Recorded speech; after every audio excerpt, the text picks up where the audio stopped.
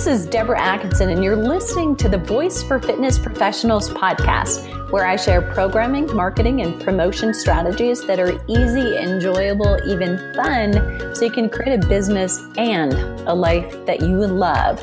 And my special guest today, Dr. Evan Osar, is an internationally recognized speaker, author, and expert on assessment, corrective exercise, and functional movement.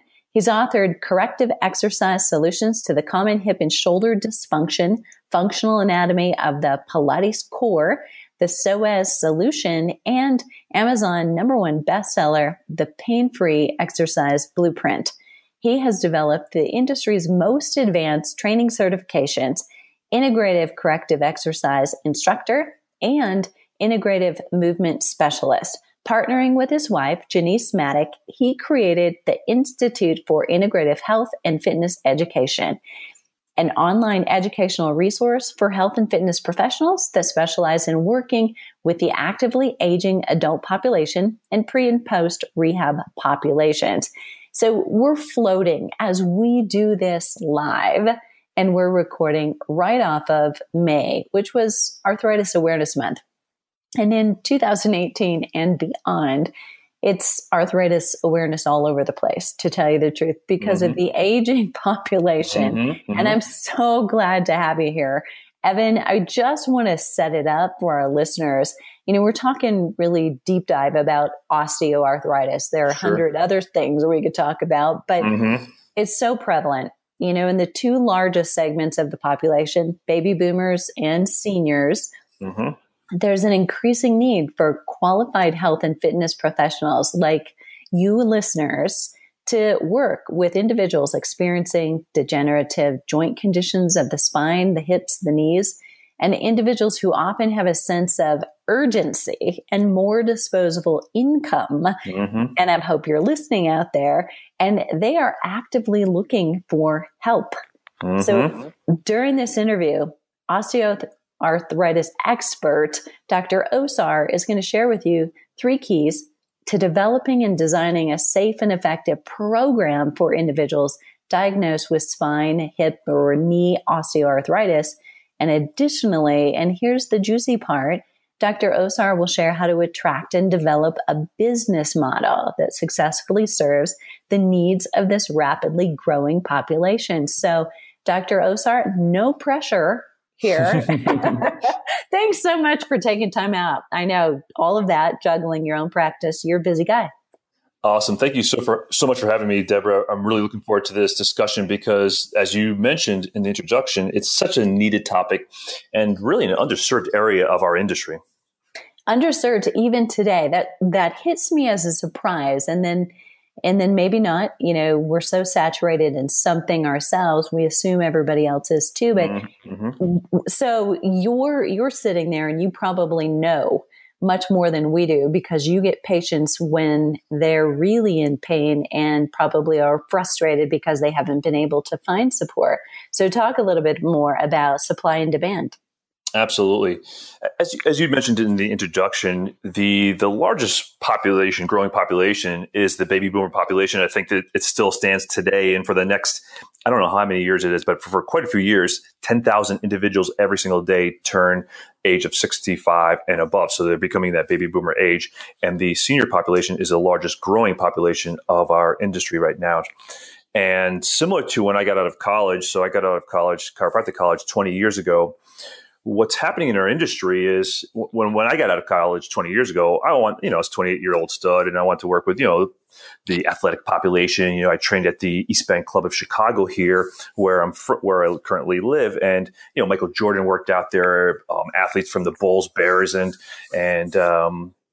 Blackhawks worked out there. Oprah Winfrey trains there. So those are the individuals that I want to work with. And what I was given, the clients I was giving at the time were the older population, the clients with, arthritis, spinal arthritis, knee issues, chronic tightness, discomfort, joint issues. And, what I found was I was very ill prepared, even after chiropractic college and all my training experience going through college and certifications.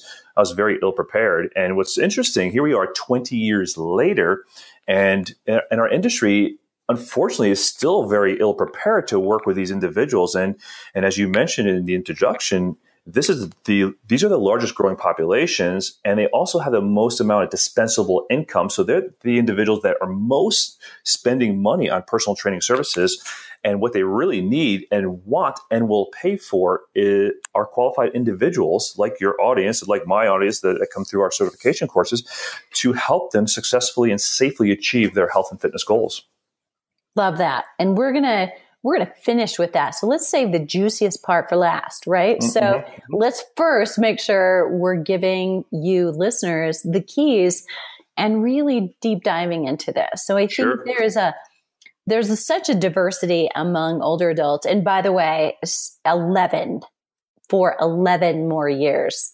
Those of us 11 years old, 65, yeah, that many adults turning 65 every year. So, I mean, we definitely, we all love fitness. We want to help people. And like you said, we tend to gravitate toward, wouldn't it be fun to work with people who are highly motivated and highly healthy and love it? But when I heard students in college where I taught say that, I was like, well, good luck with that. Exactly. Both of them are already exercising, right? Yeah, that's right.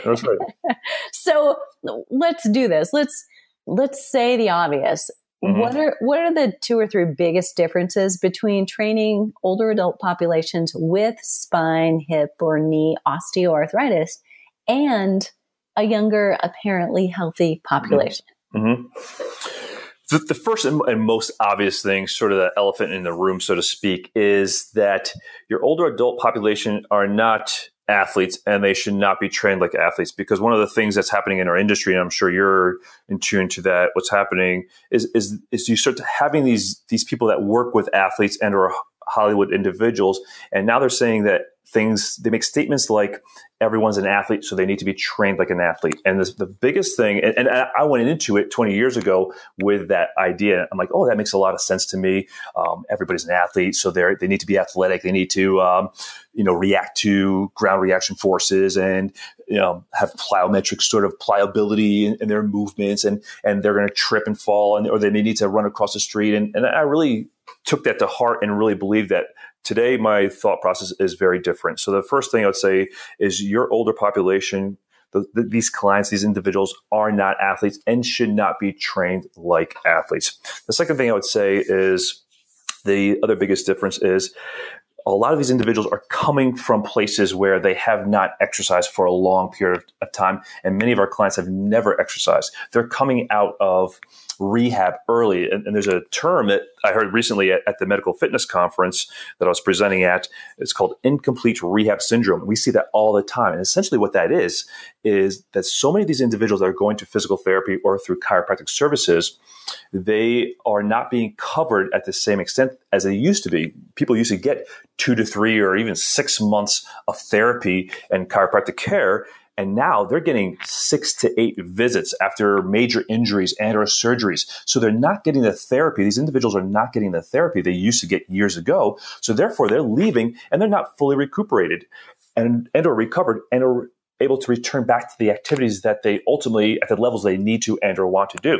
So there's a whole group of individuals out there that aren't performing at the levels they need to want to, and they need the expertise of individuals that can help them, like I said, safely and effectively work towards accomplishing their health and fitness goals. Wow, that's huge. I've got that written down. Incomplete rehab syndrome. Wow. Okay, so that's 2. Is there a third distinguishing difference?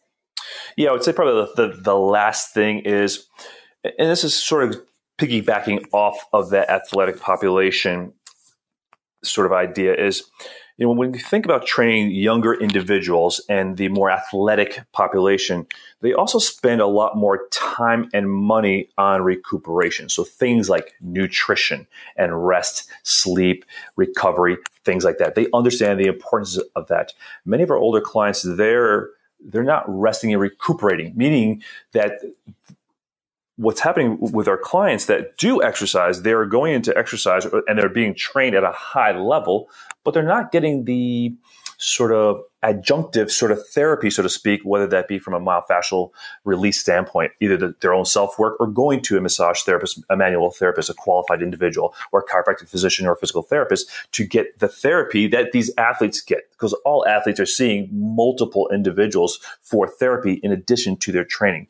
And they're working with nutritionists. So a lot of our clients aren't in a healthy sort of perspective. So they're in an inflamed condition. They're not eating a organic or nutrient dense sort of diet. So they're not recuperating from a physiological standpoint. So their joints become inflamed. So as we start to work with these individuals, we have to look at them a little more holistically, like an athlete, from that standpoint, that their program needs to be holistic, but just recognize that we're not going to be able to train them like an athlete. So we have to look at them holistically from their lifestyle, like what are they doing outside of the training session? We need to look at their nutrition to make sure that they're taking in the nutrients that will support their training and an anti-inflammatory sort of environment in their body, and that we're also progressing them in a safe and effective manner so that they're not going to be progressed at the same level as an athlete or a younger individual just because they will not recuperate at the same level. And like I said, they're also dealing with many more years of compensations, surgeries, injuries, things like that, and or just lack of movement and quality exercise. Great. I got that. So love that. And I want to go back to those three things that you pointed out, those big differences. And then this last one was really heavy. But when you were talking about, number one, that history, they either haven't exercised for a long time or maybe not at all. And now they're realizing or being told they need to because here's this problem. Within that, there's kind of a secondary one, right? I mean, there's the physical piece, but then there's the socialization. If they've never exercised and maybe, this baby boomer and senior group of people have a whole different mentality than, if you're a trainer listening and you're in your 20s or 30s, even maybe 40s, your idea of fitness is very different. And it was a natural part of life, and it was not for them. It was foreign. And even I have a good friend who is maybe just a year or two older than me. And I remember her telling me as a colleague, and we were in our 30s at that time. And she said, when I was growing up, and this woman grew up to be a great collegiate athlete in track. But she said, I remember growing up and I had run home from school one day, and I remember my mother distinctly saying, "Oh, Karen, girls don't do that." I probably have told that story more than enough times. Listeners know it, but that socialization, I think, is a big part of, you'll be training their mind as well as their body. Absolutely. And I think that's so huge because, as you said, Deborah, I mean, you brought up a great point is you and I mean, we grew up in an athletic sort of environment, or we were at the age where exercise was sort of part of our life, and we just gravitated towards that. And many of our older clients, they did not grow up in that environment, especially your female clients. They were not encouraged to exercise, and most of them probably didn't exercise outside of just maybe some, fundamental gym class, phys ed sort of things in high school maybe or college. But so they're coming to us with a lack of just fundamental movement skills because they weren't encouraged to do that. And many of them went just from high school and or college straight to raising a family and working. So there was no exercise there. So that, exactly as you said, we need to foster and empower them in this, in our approach. So that way we're not just dealing with their physical body, we're dealing with their mind and their spirit as well. Great. So important. So trainers are so important in so many ways. All right. We're focusing, and I'm guessing my question here is going to overlap a little on content, and actually think that's so good because it's so deep and so many things to cover here. What are the key things then when we dive into, programming, designing? What are key things that we may need to modify or avoid even in training the older adult population with spine, hip, or knee osteoarthritis? And heaven forbid somebody's got all three, but we know it happens. Right. And believe me, we get plenty of those people coming into our office where, they got spine, hip, and knee issues. So one of the things that I'll just start out by saying we need to get really good at taking histories and doing assessments, and that's probably two areas that our industry does not do a great job at. We learn it as chiropractic physicians, physical therapists learn that, medical professionals do that, and I think the focus in the fitness industry is, we take a history and we hear about the medications, or maybe they tell us about surgeries, or maybe they don't tell us about surgeries, and then we just do our Part Q, and then we're off and running with an exercise routine. We really have to sit down with them and listen to their history. And I would really say dedicate an entire session. Their entire first session should just be history and assessment. Don't even plan to work out with them, so that you are set up for success. Because if you start learning about things down the road, they'll say, "Oh yeah, I forgot to tell you about my 3 C-sections with my children, or the fact that I had my gallbladder out, or I had low back surgery." They'll sort of forget those things because they may have been many years ago. So we want to take their history so that we understand their past medical and current medical history. We know the medications they're on and how they impact our ability to work with them. We also want to know their goals. We really want to get good at understanding their goals. What do you want to get out of working out? Because a lot of our clients have been told, as you mentioned earlier, they've been told to work out by their medical professional, or they've been told by their peers, you need to work out. But we need to know their underlying, what they really want to do. Because yes, they want to work out so they live longer, but they generally have an underlying goal. Maybe they want to play with their grandchildren, get down on the floor and play with their grandchildren and be able to get up off the floor. Maybe they want to go hiking. Maybe they want to keep up with their spouse because maybe their spouse does work out and they don't. So we want to be really good at listening to them, interviewing them, and really understanding what their goal is. So that way we can tie everything we do during our workouts and our programming back to their ultimate goals. Then from there, we create the most successful program for them. So our assessment drives the exercise choices. So our exercise choices are always based upon the assessments that we do. And that's why we want to get good at our assessments. So the things that we wanted to turn our attention to, the things we want to do or perform exercises that help our clients better align. So we have our 3 principles that guide our integrated movement system. We want to help our clients do 3 things, and we refer to them as the ABCs: better align, better breathe, and better control. So alignment, we want to stack their joints in the best position for loading. And what that simply means is if we think about, take your finger, for example, and bend your finger back and put some pressure down on it.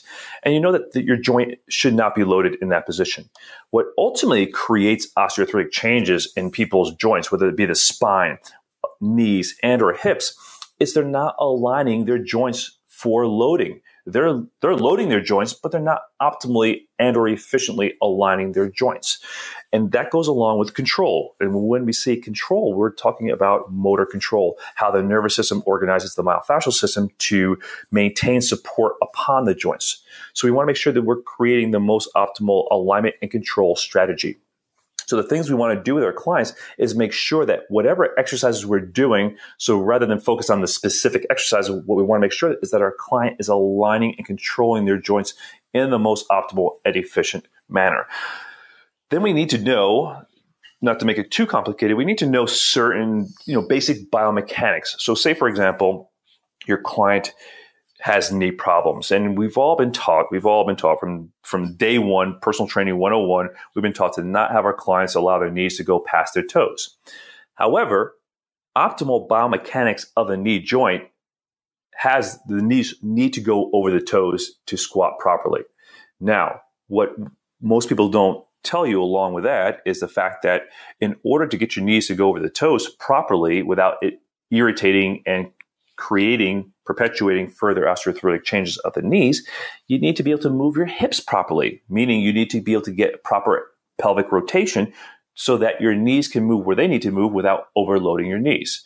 So that's where the assessment comes in and becomes a very important part of the process, because during your assessment, you start to look for the things that indicate, the signs that indicate your client isn't moving their pelvis appropriately. Therefore, they're going to compensate by over flexing their knees and driving their knees forward in a compensatory manner. So even though we want the knees to come forward, a lot of our older clients that have knee issues and or hip issues, so that's why hip and knee kind of go together quite frequently, is they're not moving their hips properly. So therefore they compensate by moving their knees too far forward.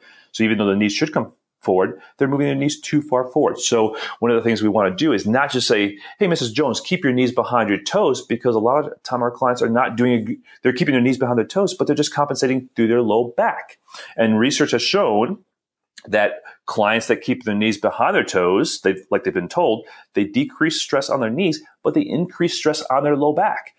And most of the clients we see in our clinic that have knee problems also have low back problems. So what we're doing by just not paying attention enough to our assessments is we're sort of robbing Peter to pay Paul, so to speak. We're taking stress off their knees, but we're increasing stress upon the low back. And a lot of our clients that have knee issues also have low back issues. So we want to be really good with our assessments and then also understand some fundamental components about functional anatomy and biomechanics, so that when we're teaching our clients to load properly, we're coming from a place that we're not just regurgitating things we've heard, but we have a fundamental understanding of how the body works, so that when we say, Mrs. Jones, keep your knees back, and also let's make sure you're getting your hips to rotate appropriately, let's make sure your feet are aligned and controlled properly, that we're teaching them sound fundamental components, and then we're also helping them create sound fundamental components. So that's just one example of things we want to do versus things we need to sort of avoid with our clients. So good. So good. So, and if we were video, you would be able to go into more of this, but I think just touch on this, Evan, because, looking at health history, doing assessments and goals, assessments is a little bit of a black hole. So sure. Any trainer out there listening may have done some postural alignment, some movement screening, but it's a bit all over the board. Sure. What do you like to see? I mean, what would you love to hear when a patient comes into you and says, here's what my trainer did? I mean, what would make you say, that's awesome? Yeah. I think you need to have some sort of place to start from. So you need to have some guidance or some strategy of how you start to look at posture.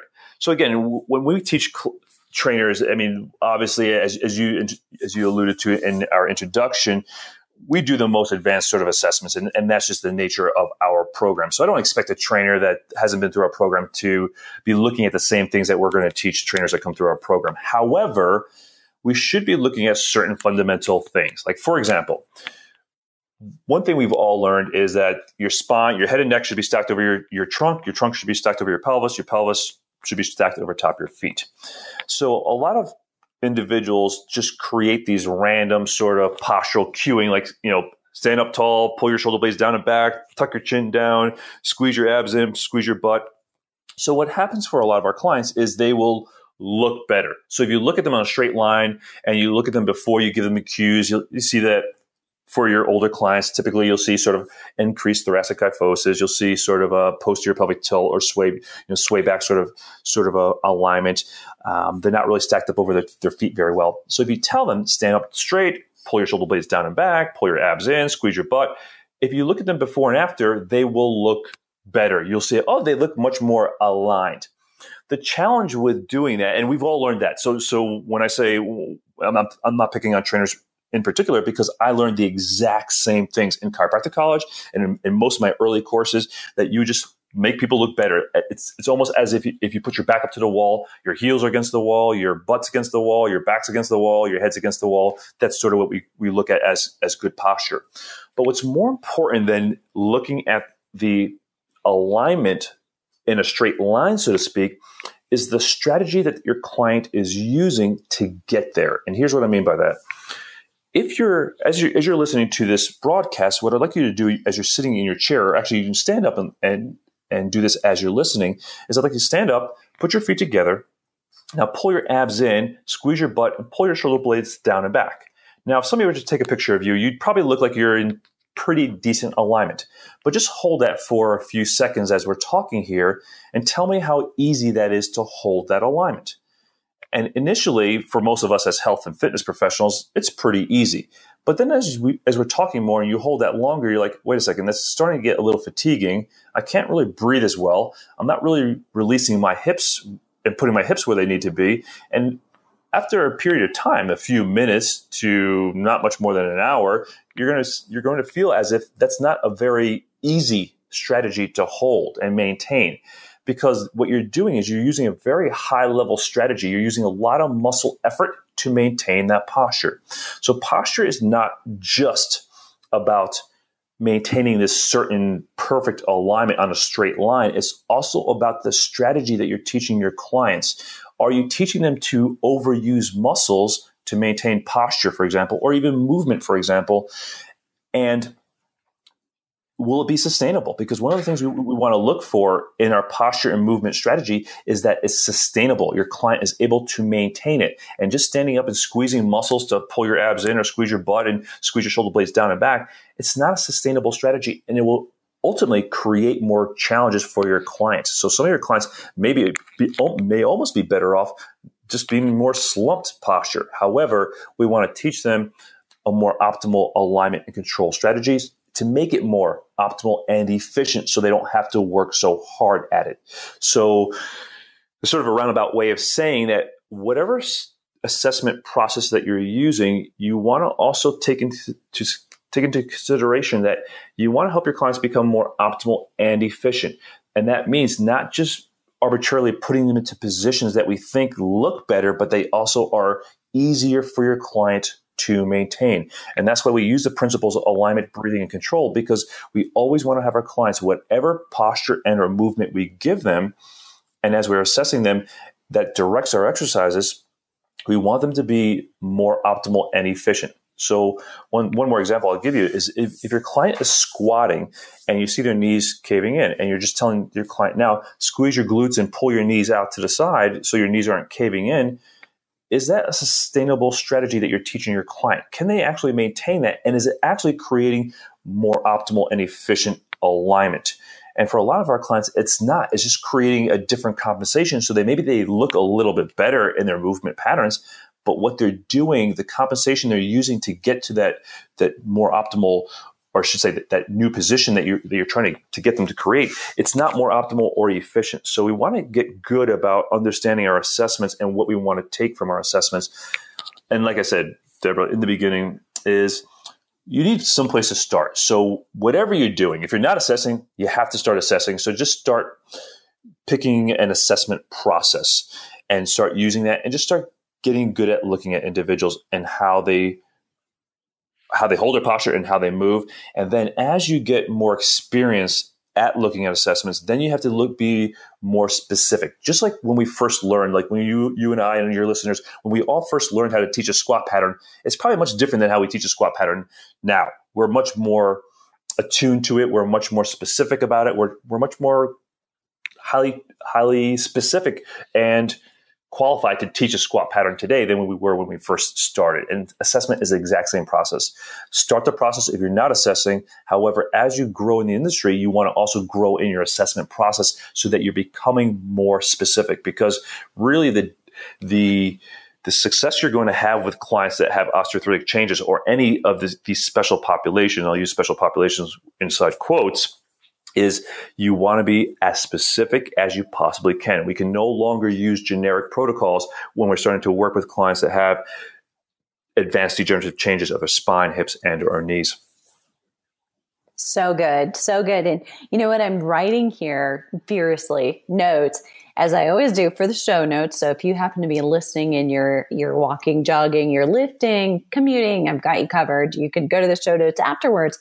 But what I wrote down, Evan, when you were describing, the way to cue and the evolution, of a trainer who's just beginning and maybe we're making superficial changes, it's really like putting a Band-Aid on what we see versus getting to the root cause. Correct. So, oh, yes. Sorry to cut you off there. And just to let your listeners know, I started out in the exact same place. I learned exactly the same things that all of you listening to this program have learned. I didn't learn anything different. I learned in chiropractic school, pull your abs in, squeeze your butt, shoulders down and back, lift your chest up. I learned all the exact things. It's just over years and then seeing so many clients and patients not actually getting better. It's just the specificity that we created. And then we were almost forced to create it ourselves in our clinic because nobody else was really teaching this information. So don't feel bad if that's what you're doing with your clients. It's just, that's the natural progression of this industry. And what's great about this industry is there's so many different levels you can go and so much better you can get at what you're doing. So wherever you're at, you can go so much deeper with this information and help so many more clients that need this information. So exciting. It's a great time. I mean, there's never been a better time to be a personal trainer. Been a better time. Never better time. Love it. Okay. So let's assume we're ready to reach for the next step. We are becoming more of an expert and aware of when we are the person to help and or when we need to refer. How can a fitness professional listening best position themselves as an expert working with the actively aging adult population with osteoarthritis so that they become the go-to in their community? So a couple things I'd say. First thing, you need to get certified and or educated by someone who understands how to work with these individuals, or some system that teaches you specifically how to work with these individuals so that you are educated and are in the best position to work with these individuals. Next, you want to go out to your community. And I just did we do a mastery course for all the individuals that come through our highest level course, the Integrative Movement Specialist Certification course, on how to get and attract more individuals and how to get more referrals. And what I shared with them, one of the key areas, the largest area, the untapped area to get more qualified individuals that need and want your services is from your clients' medical health and medical professionals. Because most trainers are trying to get clients from word of mouth. Maybe they're using Facebook ads or Google ads or other source of social media. And that's all important. And I would not discourage you from doing that. Make sure you're doing your marketing as you should. However, some of your best referrals and the most untapped market where the most amount of individuals will come from are the relationships you make in the health and medical field. Think about this. When your client leaves physical therapy or chiropractic services, most of them are going to go back and do the things exactly the same way they did them before they went to physical therapy. And as I mentioned earlier, with that incomplete rehab syndrome, now we have tons of patients and individuals leaving rehab, leaving chiropractic services, leaving their massage therapist, and they need help to continue their progression and to help them get even to a higher level, because physical therapy and chiropractic, most of our job is underneath the insurance model. We don't take insurance in our office, but underneath the insurance model is just to get the individual functional. Can you perform your functions of everyday life? It's not about performing them at the most optimal and efficient level. It's just, can you perform your activities of daily living and or occupation? If yes, then you're done with therapy.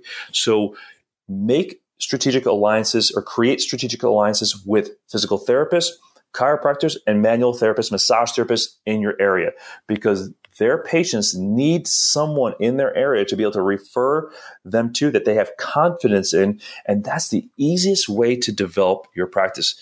Early on in my practice, here's another tip I'll give you.